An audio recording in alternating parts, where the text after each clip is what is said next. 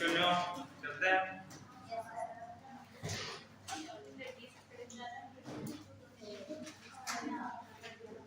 इसमें प्रेरित अबॉर्शन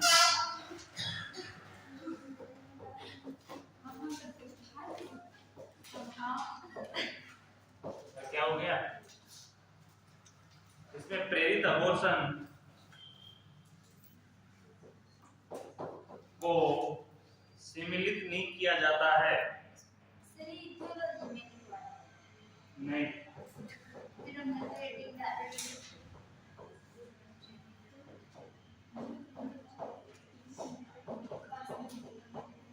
एक लाइन क्लियर करनी है, कर लो भाई भी।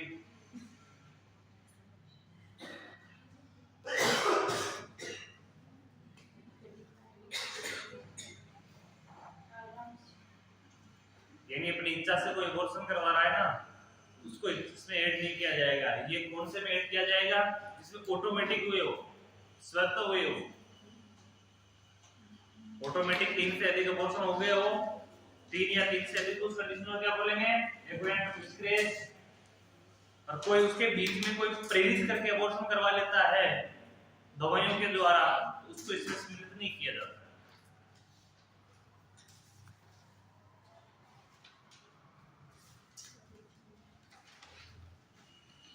हेडिंग लगाओ टियोलॉजी।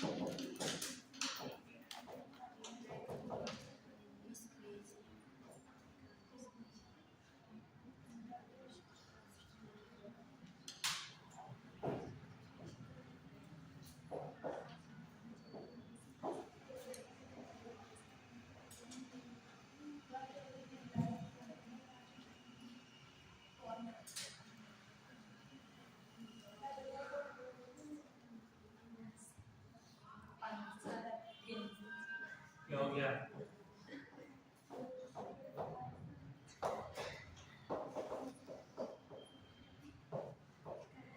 मिसकैरेज।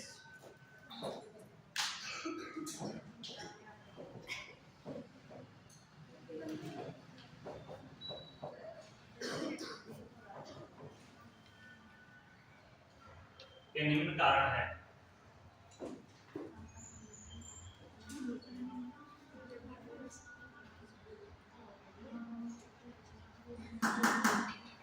सारे बातें नहीं।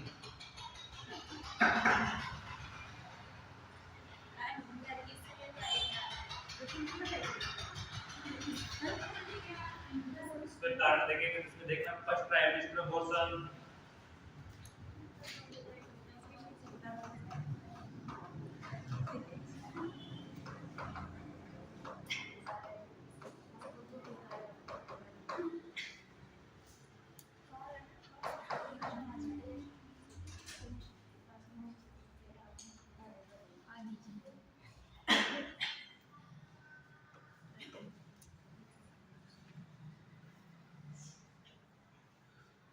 फर्स्ट कारण देखना इसका जेनेटिक डिसऑर्डर,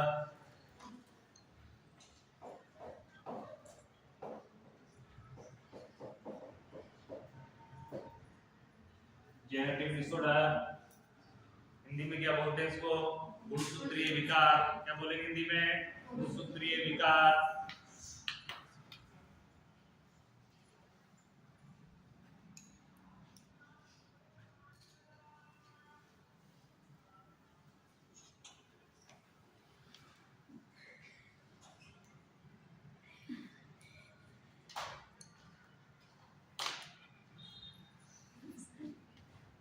एबीवर्सन है,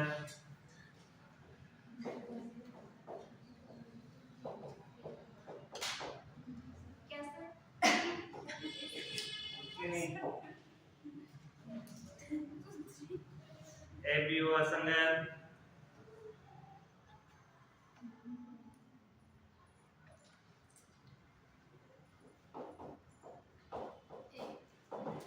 endocrine disorder,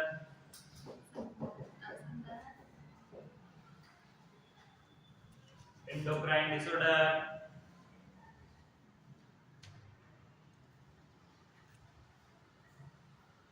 endocrine के एग्जांपल लिखना,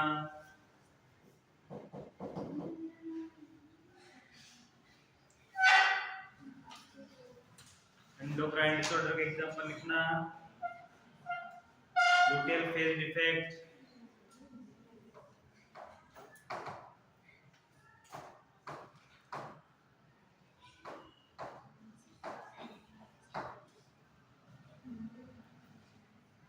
luteal phase defect,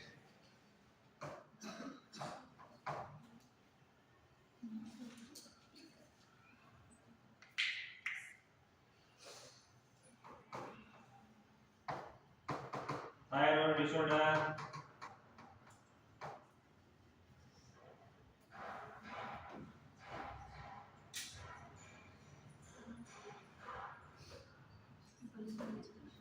diabetes,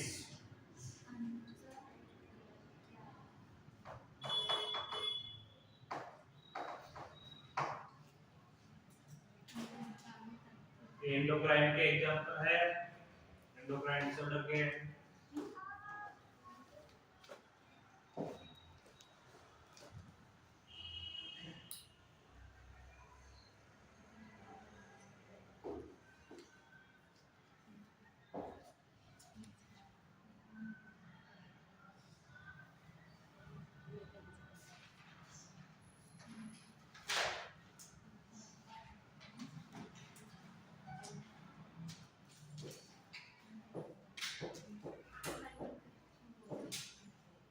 immunoglobulin, ये immunological,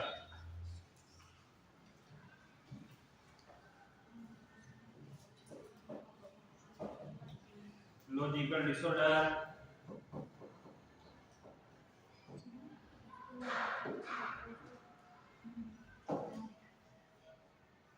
immunological disorder, immunological disorder का हिंदी क्या होगा? इसमें लिखे हुए नहीं बताना है, याद तो है सभी को, पहले पढ़ी हुई चीज तो याद है, जो चीज रिपीट हो गई उसका हिंदी में बार बार नहीं लिखूंगा।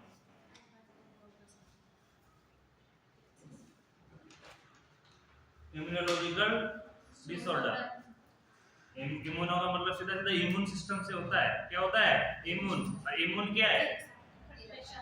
इम्यून सिस्टम क्या है? प्रतिरक्षा तंत्र, immunological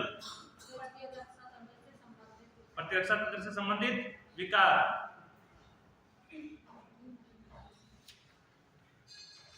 infection,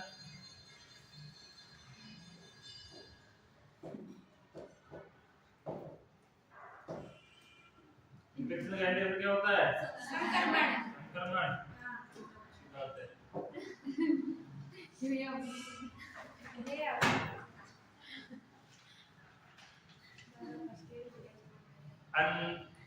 unknown region,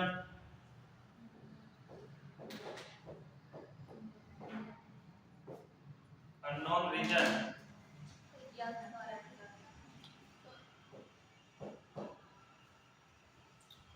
unknown region यानी अज्ञात कारण,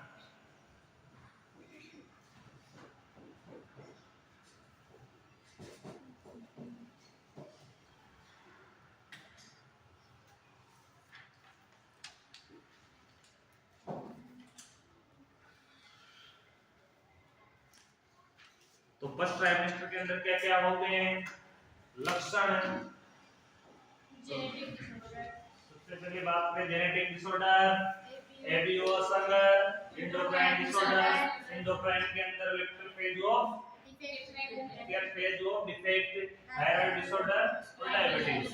इसके अलावा immunological disorder, infection, unknown reason, ये सारे रीजन जिसका आपको पता ही नहीं हो।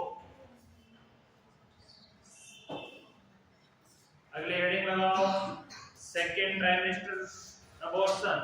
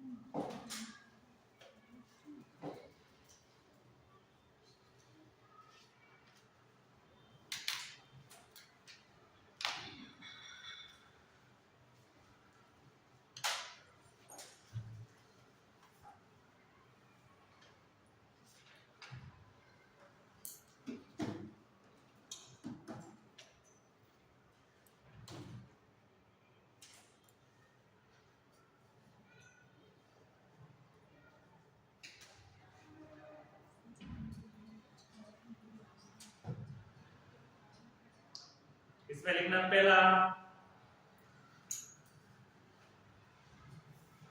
anatomical abnormalities.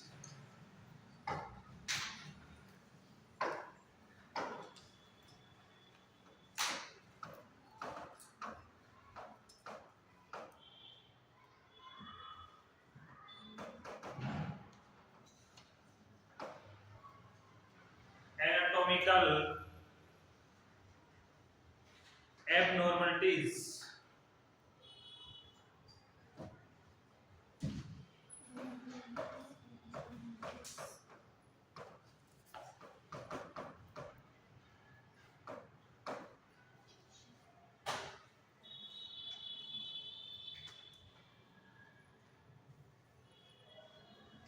Anatomical abnormalities.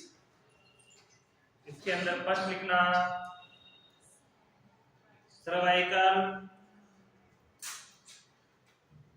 Incompetence. ये पहले पढ़ा हुआ है अपन ने, क्या पढ़ा हुआ है? Cervical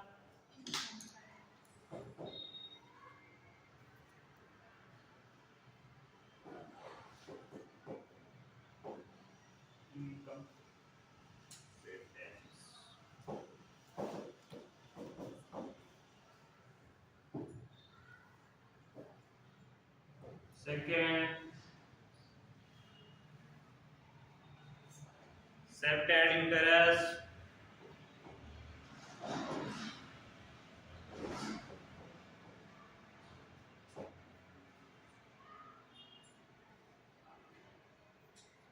uterine fibroid,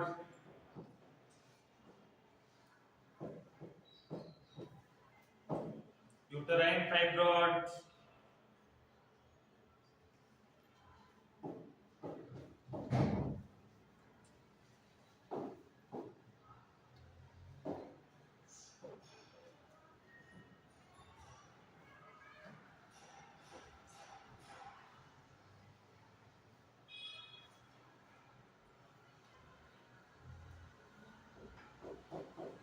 picornate,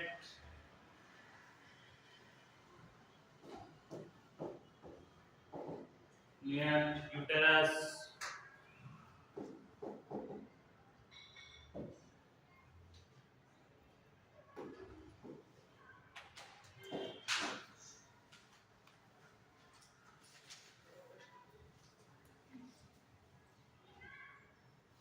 uterine syncytia,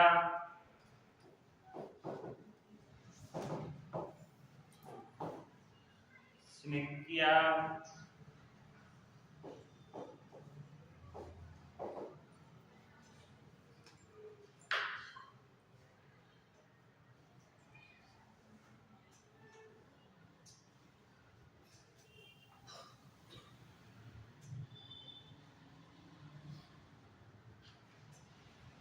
ये सारे कौन से हैं? Anatomically abnormalities. एनाटॉमिकली यानी संरचनात्मक विकार। सबसे पहले वाला सर्वाइकल इनकम्पिटेंस पढ़ा था आपने, क्या होता है इसका मतलब? सर्वाइकल का पूर्ण विकास न होना। क्या नहीं होना? सर्वाइकल यानी सर्विक्स वाले एरिया का पूर्ण रूप से विकास नहीं होना, उसमें कुछ एब्नॉर्मलिटीज होना, चिपकना सही नहीं, जो बीच में खुलने की कंडीशन होना, इंटरनल ओस ओपन रह जाना, इंटरनल ओस बंद हो जाता है और एक्सटर्नल ओस ओपन रह जाना, कुछ कंडीशन एब्नॉर्मलिटीज हो सकती है। सेप्टेड यूटेरस, सेप्टेड यूटेरस में लिखना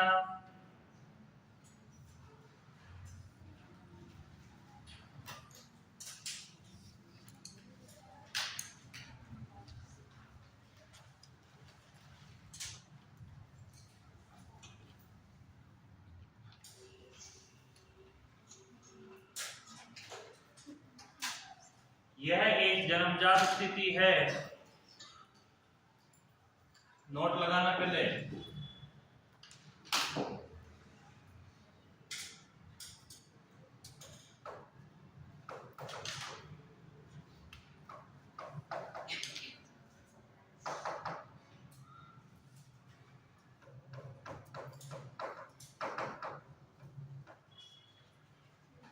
यह एक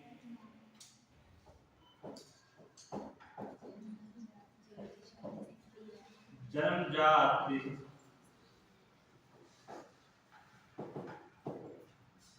कंडीशन,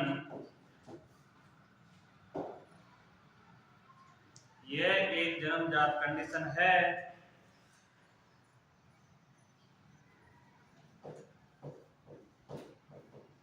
जिसमें यूटेरस के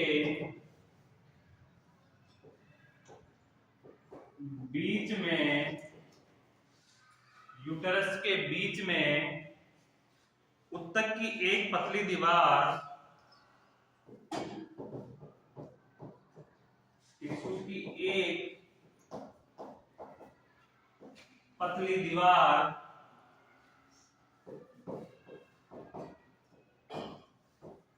बन जाती है जो यूटेरस को दो भागों में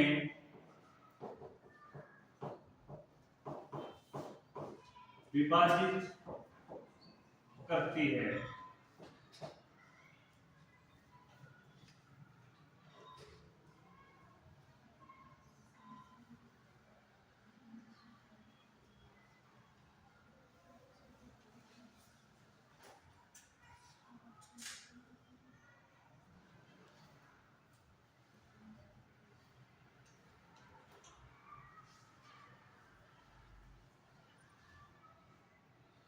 यह इनफर्टिलिटी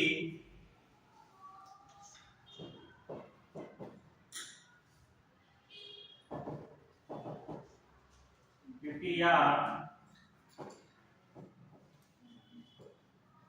फ्रीक्वेंट मिस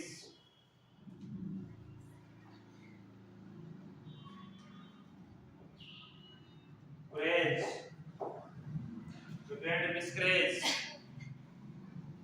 का कारण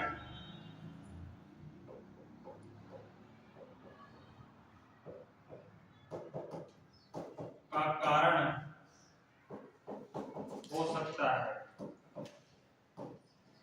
ये इनफर्टिलिटी या रिकरेंट मिसकैरेज का कारण हो सकता है।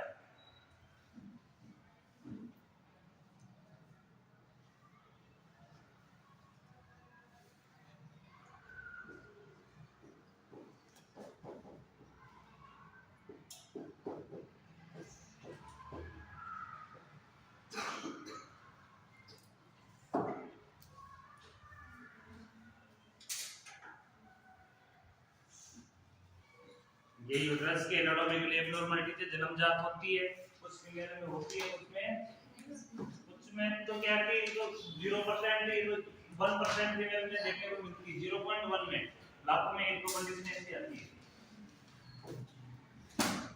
ये देख रहा है, ये बीच में दिख रहा है, इस प्रकार की कंडीशन हो जाती है, ऊतक की पतली लेयर बन जाती है यूट्रस के बीच में, जो यूट्रस को कितने भागों में डिवाइड कर देती है, दो हिस्सों में डिवाइडेड करती है, एक हिस्सा इधर वाला, एक हिस्सा इधर वाला, इस प्रकार की लेयर बन जाती है। इसको क्या बोलते हैं? Septate uterus.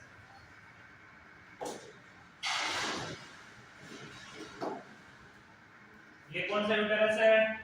नॉर्मल यूटेरस है। ये कौन सा है? सेप्टेड यूटेरस है। इसके बीच में इस प्रकार की धारी बनी हुई है, इसको दो भागों में बांट रखा है। इसको कितने भागों में बांट रखा है? दो भागों में बांट रखा है। ये इनफर्टिलिटी यानी बाध्यता का बांझपन का कारण भी हो सकती है, दूसरा बार-बार मिसकैरेज का कारण भी हो सकती है। नहीं बोलोगे? देख लिया चित्र, आंखों में बस जाना चाहिए, भूलना नहीं है कभी।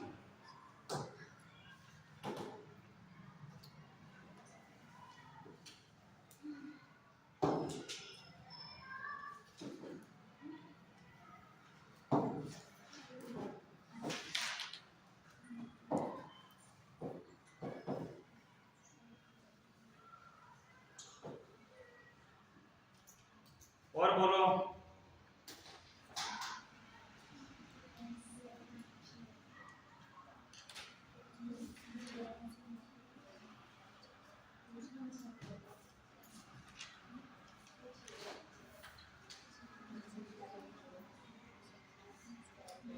लिखना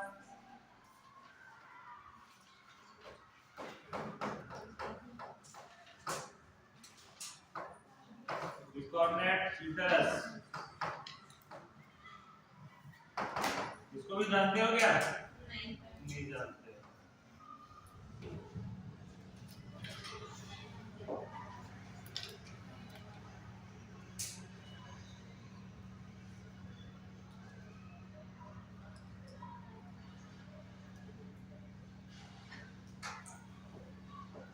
यह एक दुर्लभ जन्मजात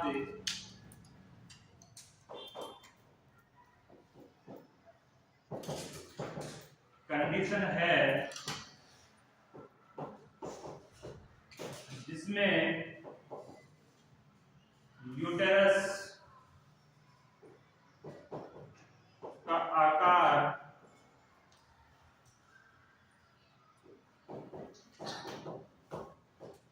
नाशपाती के समान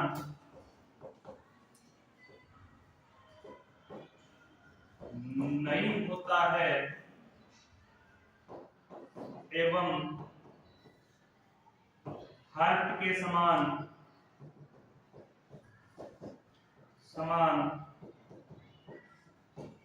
होता है।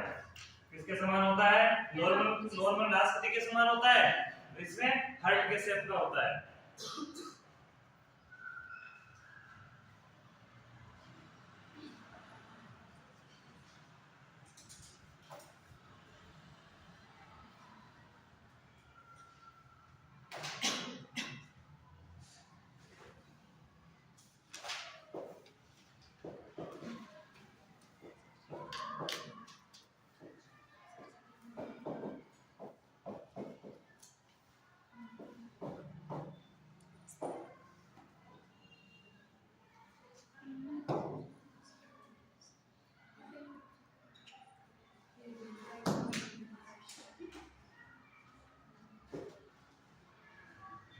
इस प्रकार की उसकी कंडीशन रहती है, ये इस प्रकार की कंडीशन रहती है, ये इस प्रकार की कंडीशन रहती है, इसकी एब्नॉर्मलिटीज है। इस प्रकार के यूट्रस के अंदर की शेप होती हो उस कंडीशन को क्या बोलेंगे? बाइकॉर्नेट यूटेरस। जिसमें अलग ही प्रकार की उसकी स्ट्रक्चर हो जाती है, नॉर्मल यूट्रस के समान ना होकर किसके समान हो जाती है? नाशपाती के समान ना होकर किसके समान हो जाती है? हार्ट के समान उसकी शेप हो जाती है। उसको क्या बोलेंगे?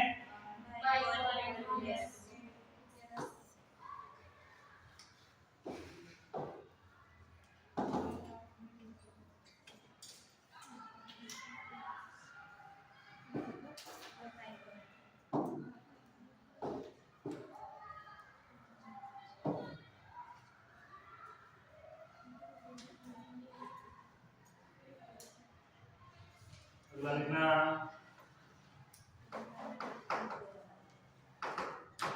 यूटेराइन सिनेक्टिया।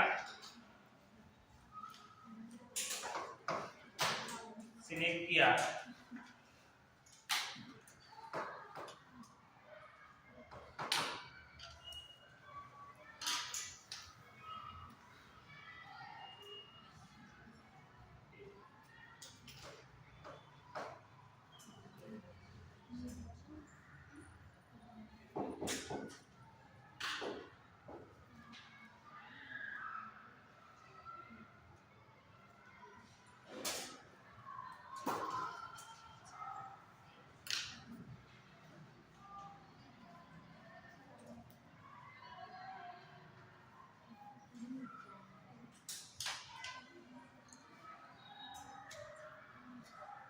ये यूट्रस कैविटी में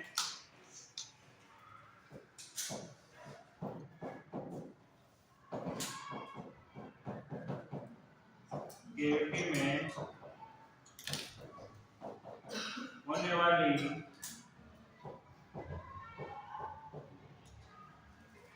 एबनॉर्मलिटीज जो रेयर पाई जाती है,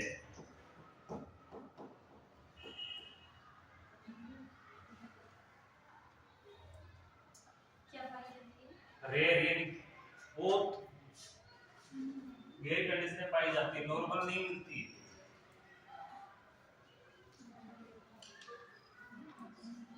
अब इसको क्या है कि रेयर को इसकी कोई अलग लैंग्वेज नहीं है, कोई अलग डेफिनेशन नहीं है, लेकिन इसको अगर पढ़ना है, इसको समझना है, इसको चित्र देखना बहुत जरूरी है। इसको चित्र के बगैर अपन नहीं समझ सकते।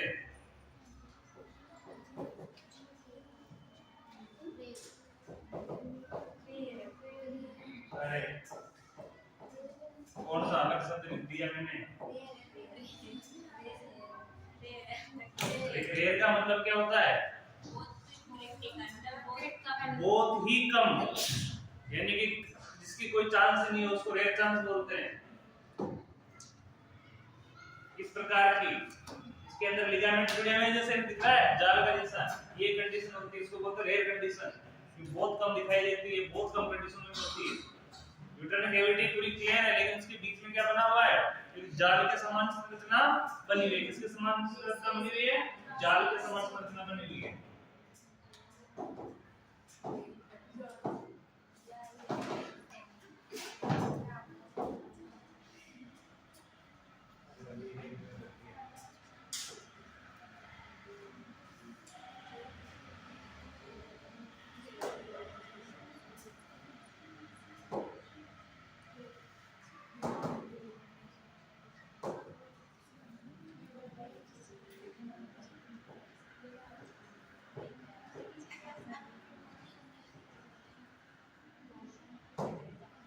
इंग्लिश में दिया हुआ है तो आपको मिलेगा नहीं।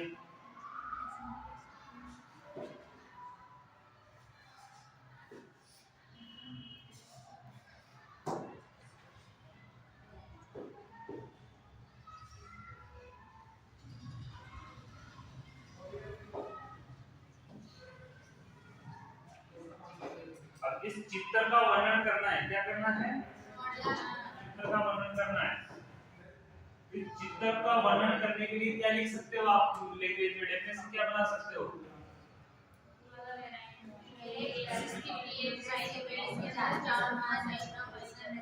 इस प्रकार की कंडीशन में यूटेरस में एक जाल के समान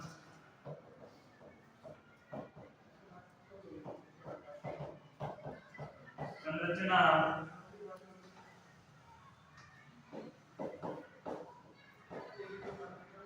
पाई जाती है। हाँ लिखो ना, ये तो किसे समझ में आएगा? चित्र तो आप बना नहीं रहे हो, तो लैंग्वेज तो पूरी बनाओ।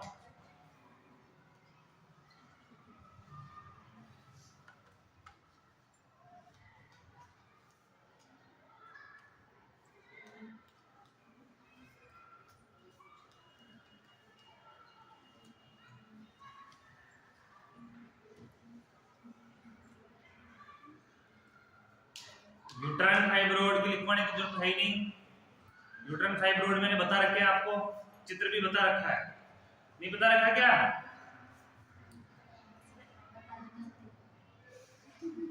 किस किस को पता नहीं? आज आप तो करो, फिर बोर्ड में पैनल खोल के दिखाने का मतलब क्या निकला फिर कि फाइब्रोइड नहीं देखे आप लोगों ने?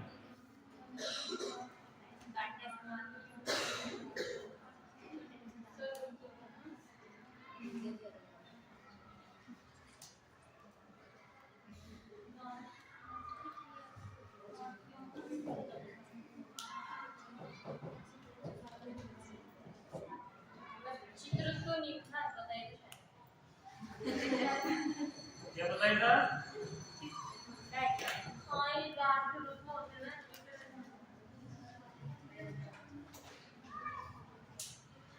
कोई बात नहीं।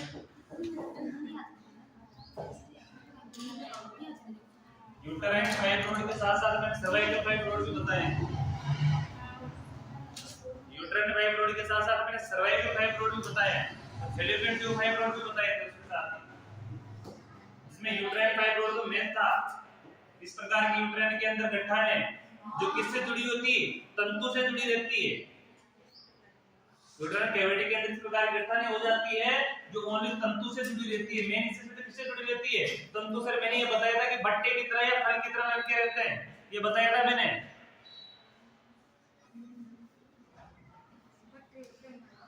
देख लिया अब तो, अब नहीं भूलोगे। अगर अब की बार भूल गए तो मैं आज के बाद एक भी चित्र पैनल में नहीं दिखाने वाला। मतलब ही क्या है, भूल जाते हो एक भी चित्र सर्च नहीं करने वाला मैं। नॉर्मल मुझे पढ़ाना है वो पढ़ा के चला जाऊंगा थ्योरी। आपके हिसाब से आप गूगल ढूंढते रहना, उनको समझते रहना, मुझे नाम बताने होंगे।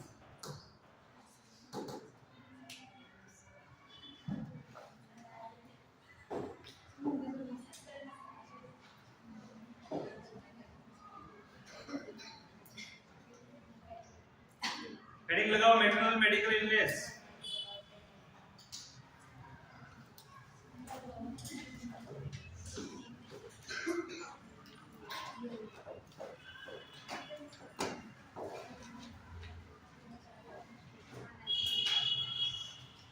मैटरनल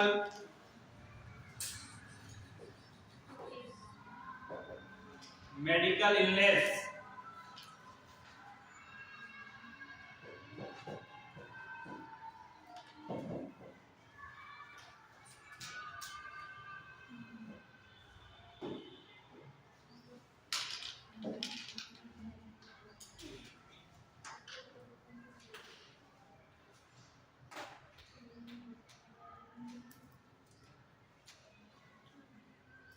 ये जो मैं लैंग्वेज लिखा रहा हूँ ना, ये पढ़ो या नहीं पढ़ो मेरे को कोई फर्क नहीं पड़ता है।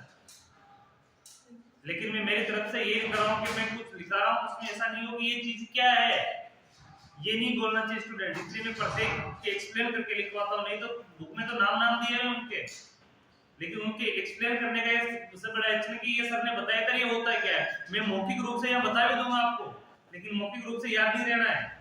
इसलिए कभी पढ़ोगे और वो चीज सामने आए तो उस समय आपका दिमाग तो लगेगा कि हाँ इसका अर्थ ये होता है, इसको ये बोलते हैं। तो इसके लिए लैंग्वेज दिखा रहा है नोट लिखवा के, तो क्या मतलब निकल रहा है उसका। मैं डायरेक्ट नाम लिखवा के जा सकता हूँ। नाम का जो एक्सप्लेन करना है तो यह बता सकता हूँ कि इसको इस प्रकार का कहते हैं, तो आपको मानना पड़ेगा। तो जो करवा रहे हैं अच्छा कर रहे हैं तो अच्छी तरीके से पढ़ो। फिर ये अभी तो काम नहीं आएंगे, लेकिन जब कंपटीशन दोगे ना तो कंपटीशन में ये आपकी किताब नहीं आने वाली। इसकी किताब में ऐसी चीजें आएंगी जो कठिन है, जो आपको नहीं पढ़ी है। किताबें तो सभी पर लोग पढ़ते हैं। जो कंपटीशन देने जाएगा इसमें से 90% व्यक्ति किताबें पढ़ के जाते हैं। इतने पढ़ते हैं हद से ज्यादा। जीवन खत्म हो गया बेचारों का, टाइम निकलने वाला है एग्जाम का पढ़ते पढ़ते। 10 किसी की 10 साल की स्टडी, किसी की 15 साल की स्टडी, किसी की 5 साल की स्टडी है, कंटिन्यू स्टडी में चल रहे हैं, लेकिन फिर भी सिलेक्शन नहीं निकलता।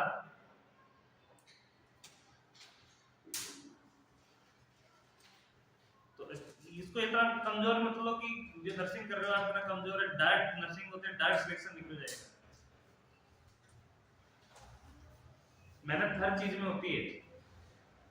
इसमें लिखना saviour anaemia,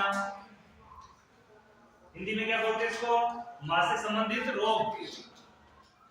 medical illness hospital से संबंधित रोग, मां के हॉस्पिटल से संबंधित रोग या मेडिकेशन से संबंधित रोग, उसको हिंदी में बोल सकते हो आप। इसमें लिखना सीवियर एनीमिया।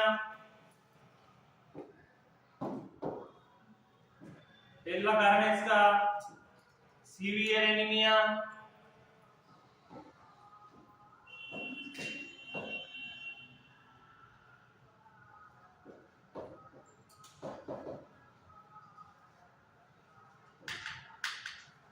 सीवियर एनीमिया का मतलब क्या होगा, अत्यधिक एनीमिया, अत्यधिक ब्लड की कमी। बॉडी में किसकी कमी, अत्यधिक ब्लड की कमी। मालन्यूट्रिशन,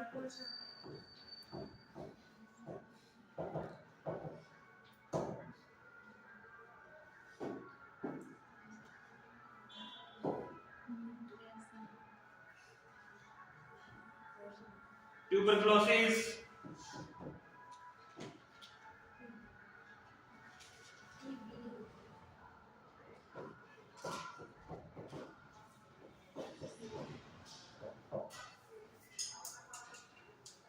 ट्यूबरकुलोसिस यानी TB,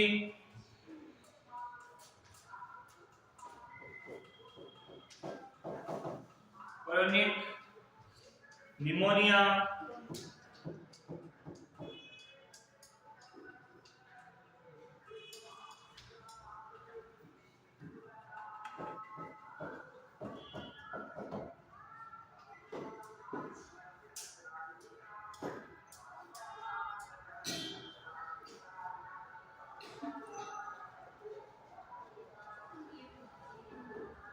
cyanotic heart disease,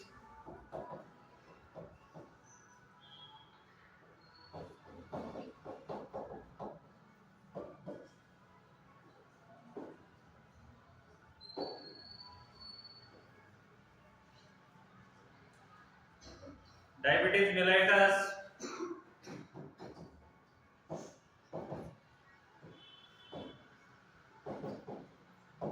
diabetes mellitus,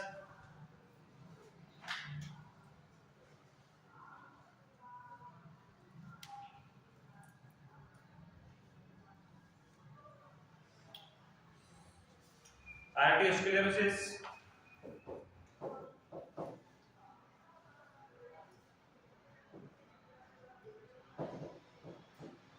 sclerosis,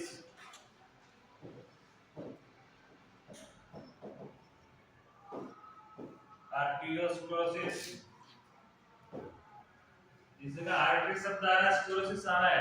artery का मोटा हो जाना, आर्टरी का क्या हो जाना, मोटा। आर्टरी मोटी हो जाएगी तो अंदर क्या हो जाएगा, अंदर का गैप कम हो जाएगा और ऑटोमेटिक ब्लड प्रेशर बढ़ जाएगा।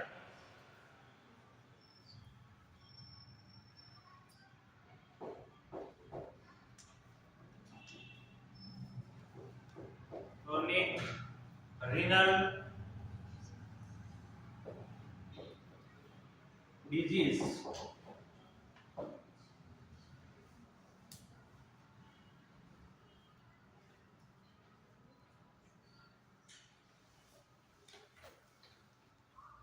सेवियर एनीमिया के बारे में आप जानते हो, माल न्यूट्रिशन के बारे में आपको कई बार पढ़ा चुका। दूसरा ट्यूबरकुलोसिस अपन पढ़ चुके हैं अच्छे से, कॉलिक निमोनिया अपन पढ़ चुके हैं, हार्ट डिजीज अपन ने फर्स्ट ईयर में पढ़ ली है। हार्ट की जितनी भी हार्ट अटैक से संबंधित जितनी भी हार्ट डिजीज है उससे संबंधित, डायबिटीज मेलाइटस अपन ने पढ़ी हुई है, मधुमेह रोग, इसे एथेरोस्क्लेरोसिस भी मैंने बता रखा है आप लोगों को। इसके अंदर ये की कंडीशन होती है कि जिसके अंदर आर्टरी होती है, आर्टरी क्या हो जाती है, फुलाव ले लेती है, आर्टरी किस तरह फुलाव ले लेती है जिससे वो उसका जो गैप है ब्लड निकलने का वो क्या हो जाता है, कम हो जाता है, बारीक हो जाता है। इस कंडीशन को बोलते हैं।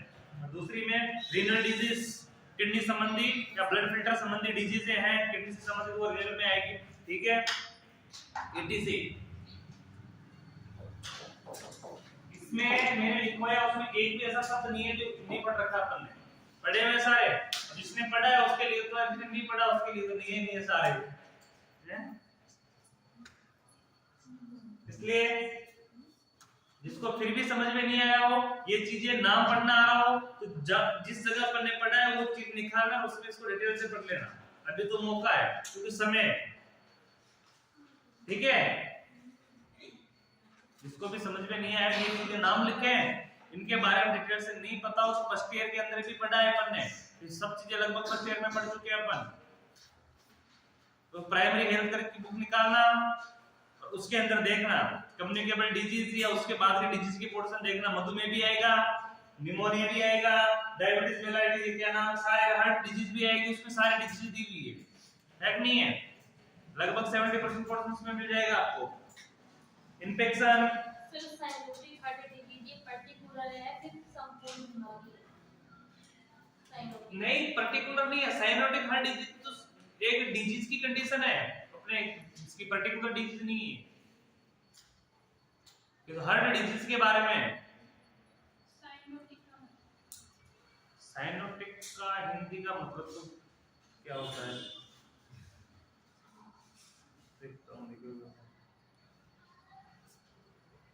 साइनोटिक, इसको अपन हिंदी में डायरेक्ट साइनोटिक हार्ट डिजीज को जन्मजात हृदय रोग भी बोल सकते हैं। इसको क्या बोल सकते हैं, ये जन्मजात हृदय रोग। आपको एक लिखना है तो इसमें नोट लिख सकते हो आप, नोट लिखवा दूंगा मैं, लिखो। साइनोटिक का हिंदी क्या होता है तो मुझे भी नहीं पता। बट से होता क्या है इसका? हां मैं बता दूंगा, क्योंकि मैंने भी अभी तक इसको साइनोटिक की पढ़ाई नहीं देखा है।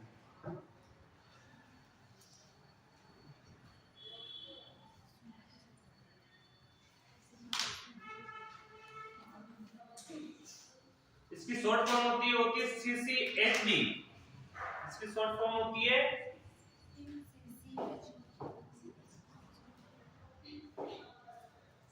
CCHD। H D. आगे पीछे के दोनों से साइनोटिक के सी सी दिया हुआ है और एच से हर्ट और डी से डीजीज। सी सी एस डी किसको करते हैं शॉर्ट फॉर्म इसकी।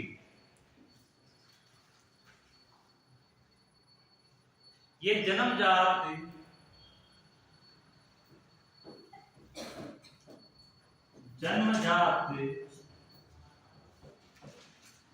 हृदय रोग, ये हृदय दोष का एक समूह है।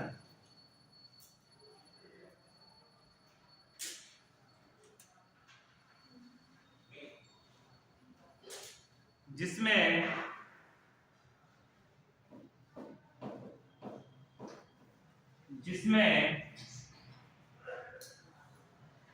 हृदय की संरचना में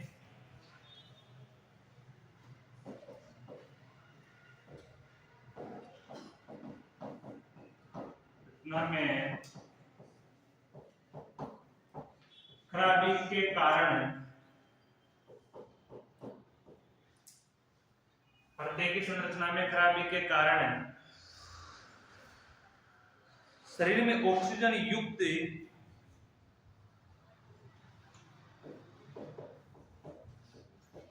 O2 युक्त रेड ब्लड सेल्स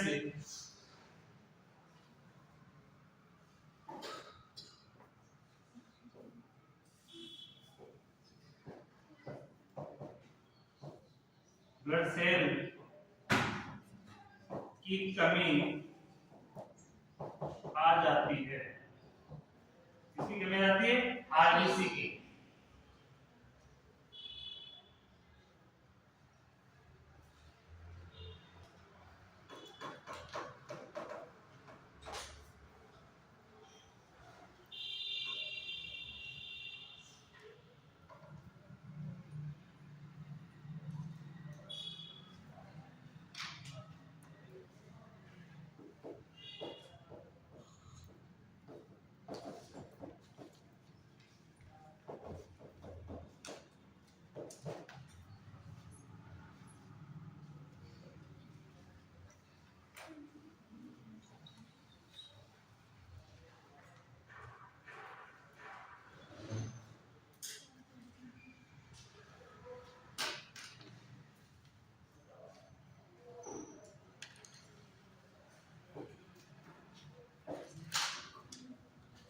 ये तो कौन से हो गए?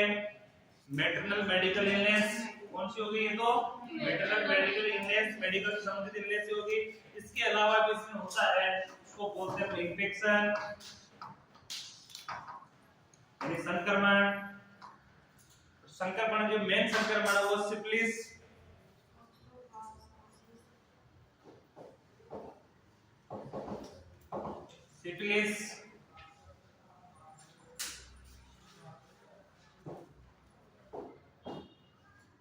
और एक और संक्रमण है जिसको बोलते हैं टॉक्सोप्लाज्मोसिस।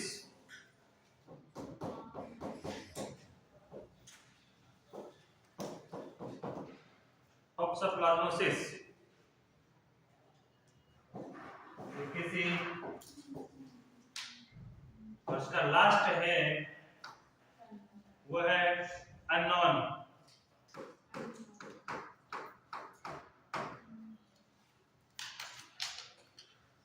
इसका कारण क्या? अज्ञात भी हो सकता है।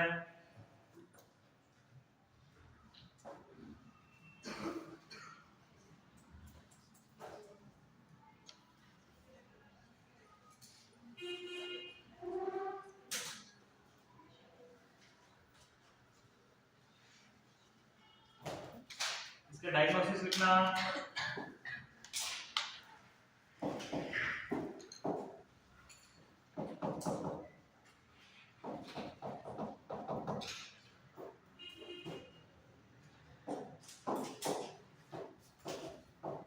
एबीओ असंगत जांच,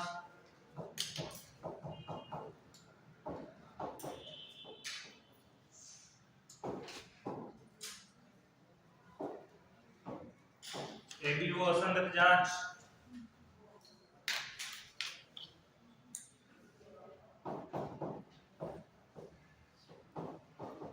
blood glucose level,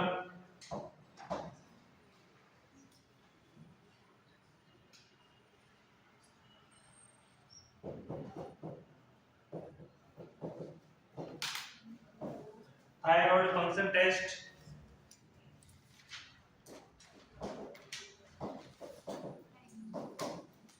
thyroid function test, ये थायराइड काम कर रहा है नहीं कर रहा उसका फंक्शन टेस्ट होगा थायराइड का।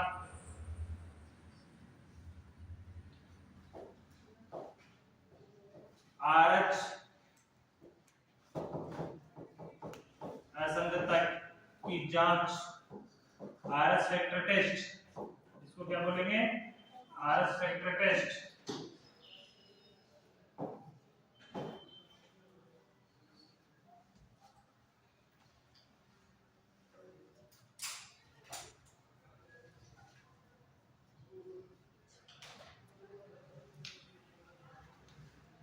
विड्रल, VDRL,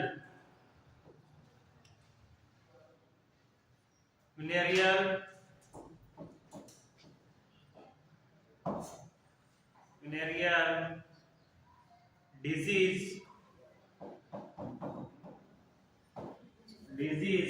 और R से रिसर्च,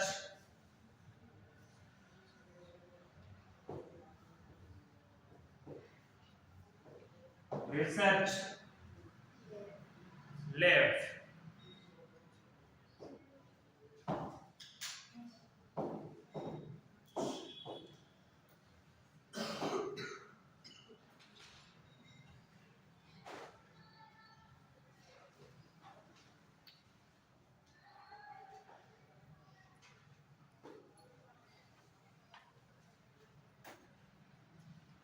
ये तो है रिक्वायरमेंट मिसकैरेज को पता लगाने के सारे टेस्ट हो गए। इसके अलावा जो मेन टेस्ट है वो होगा अल्ट्रासोनोग्राफी,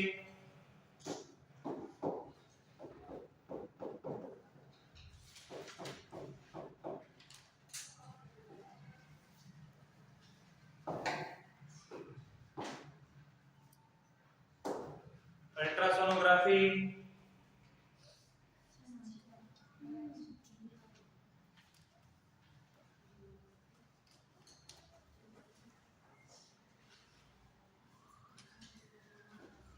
अगली है स्टेरो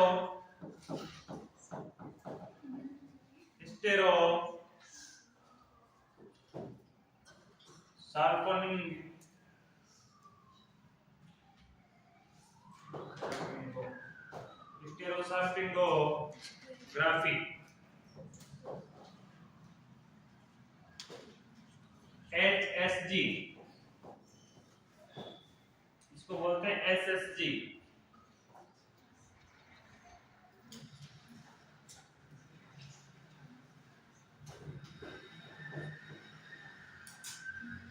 यूटेरस एवं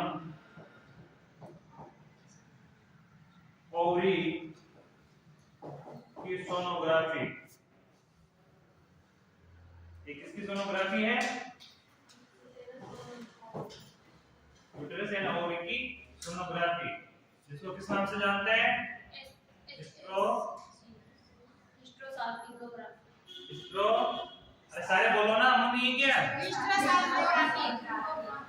हिस्ट्रोसाल्पिंगोग्राफी, शॉर्ट फॉर्म क्या होगी इसकी, SHSG।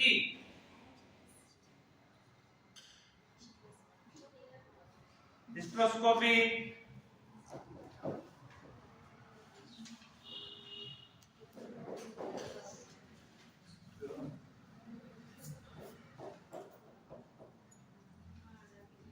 हिस्ट्रोस्कोपी पहले बता रखा है मैंने या नहीं बता रखा, जिसको नहीं पता हो सकता है कि लेकिन बिना पूछे नहीं बताऊंगा मैं।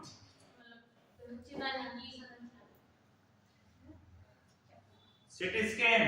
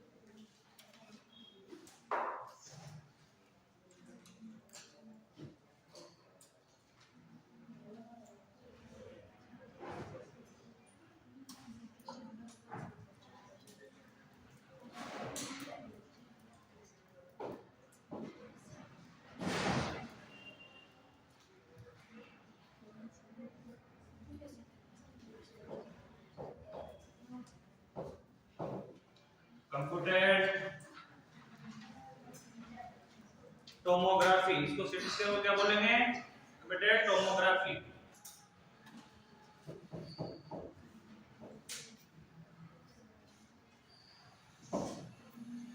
Computed tomography CT scan. Computed tomography का मतलब क्या होगा कंप्लीट सोनोग्राफी किसकी जिसकी भी हिस्से की कर रहे हैं अपन ब्रेन की भी कर रहे हैं सिटी स्कैन या किसी भी हिस्से का कर रहे हैं उसमें क्या होता है राउंड अप में पूर्ण रूप से 3D के साथ उसका क्या लिया जाता है एक साथ एक्सरे खींचा जाता है उसको क्या बोलते हैं सिटी स्कैन। और इसको फुल फॉर्म क्या होती है इसको कंप्यूटेड टोमोग्राफी। अधिकतर सिटी स्कैन ब्रेन का ही होता है तो ब्रेन का होता है तो मशीन के अंदर ब्रेन के चारों ओर जितनी संख्या में मिनिमम संख्या में जितनी भी संख्या में अपने को फोटो चाहिए होते हैं सारी इमेजिंग उसमें आ जाती है। ठीक है वो एक्सरे मशीन ही होती है वो इसमें इमेजिंग चारों ओर से अपने एक साथ ले सकते हैं। अपने नॉर्मल एक्सरे में नॉर्मल एक तरफ का ही आता है इसमें अपन चारों ओर का स्केच ले सकते हैं इसको क्या बोलते हैं सिटी स्कैन। दूसरा स्टेरोस्कोपी। हाँ हाँ क्या हाँ वो आगे बहुत है बच्चेदानी का मतलब हाँ इंटरनल आगे कुछ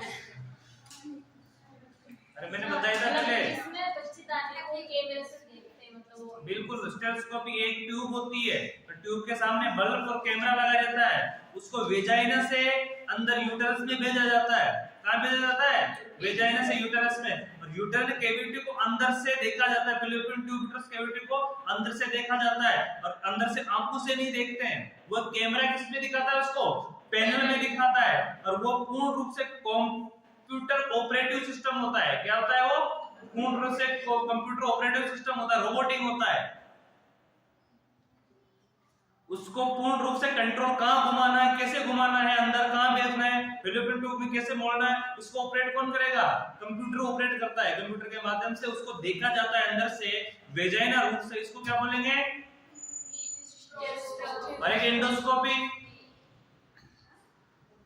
रेजिस्ट्रोस्कोपी होता है एक एंडोस्कोपी भी पढ़ाया था मैंने इसके साथ ही एंडोस्कोपी लिखा था नोट भी लिखा रखा देख लेना नोट भी लिखवा रखा मैंने एंडोस्कोपी का।